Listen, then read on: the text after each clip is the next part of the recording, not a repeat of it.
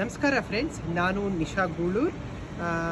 ಇವತ್ತು ನಾನು ವಿಡಿಯೋ ಮಾಡ್ತಾ ಇರ್ತಕ್ಕಂಥ ಉದ್ದೇಶ ಏನು ಅಂತಂದರೆ, ಸಾರ್ವತ್ರಿಕ ಆರೋಗ್ಯ ಆಂದೋಲನ ಕರ್ನಾಟಕ ಮತ್ತು ಡ್ರಗ್ ಆ್ಯಕ್ಷನ್ ಫೋರಮ್ ಕರ್ನಾಟಕ ಈ ಎರಡೂ ಸಹಯೋಗದೊಂದಿಗೆ ಸಾರ್ವತ್ರಿಕ ಆರೋಗ್ಯ ಎಲ್ಲರಿಗೂ ಸಿಗಬೇಕು, ಪ್ರತಿಯೊಬ್ಬರಿಗೂ ಯೂನಿವರ್ಸಲ್ ಹೆಲ್ತ್ ಸಿಗಬೇಕು. ಆ ನಿಟ್ಟಿನಲ್ಲಿ ಕರ್ನಾಟಕ ರಾಜ್ಯ ಸರ್ಕಾರವನ್ನು ನಾವು ಒತ್ತಾಯ ಮಾಡುವ ಪ್ರಕ್ರಿಯೆಯಲ್ಲಿ ಬೀದರ್ನಲ್ಲಿ 3ನೇ ತಾರೀಕು ಜಾಥಾ ಆರಂಭ ಆಗಿದೆ.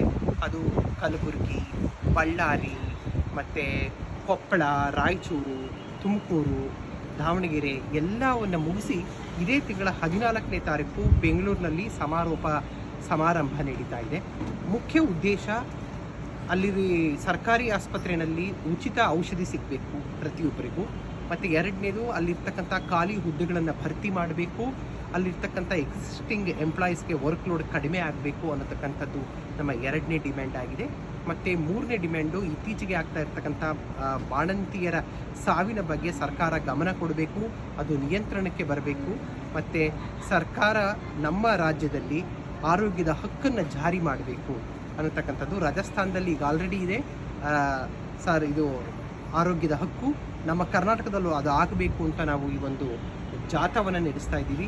ದಯವಿಟ್ಟು ಈ ಸಾರ್ವತ್ರಿಕ ಆರೋಗ್ಯ ಆಂದೋಲನ ಮತ್ತು ಡ್ರಗ್ ಆ್ಯಕ್ಷನ್ ಫೋರಮ್ ಕರ್ನಾಟಕದ ಜೊತೆ ಯಾರೆಲ್ಲ ಕೈ ಜೋಡಿಸ್ಬೇಕು ಅಂತ ಅಂದ್ಕೊಂಡಿದ್ದೀರಾ, ದಯವಿಟ್ಟು ನಾನು ಕ್ಯಾಪ್ಷನಲ್ಲಿ ನಂಬರ್ ಹಾಕಿರ್ತೀನಿ, ಅದಕ್ಕೆ ದಯವಿಟ್ಟು ಕಾಂಟ್ಯಾಕ್ಟ್ ಮಾಡಿ. ಆರೋಗ್ಯ ಅನ್ನತಕ್ಕಂಥದ್ದು ಇವತ್ತಿನ ದಿವಸ ಮಾರಾಟ ಆಗ್ತಾ ಇದೆ, ಅದು ನಿಲ್ಲಬೇಕು. ಸಾಮಾನ್ಯರಿಗೆ, ಜನಸಾಮಾನ್ಯರಿಗೆ ಉಚಿತವಾಗಿ ಆರೋಗ್ಯ ಸೇವೆ ಕರ್ನಾಟಕದಲ್ಲಿ ಸಿಗಬೇಕು ಅನ್ನುವಂಥದ್ದು ನಮ್ಮ ಉದ್ದೇಶ. ನಮಸ್ಕಾರ.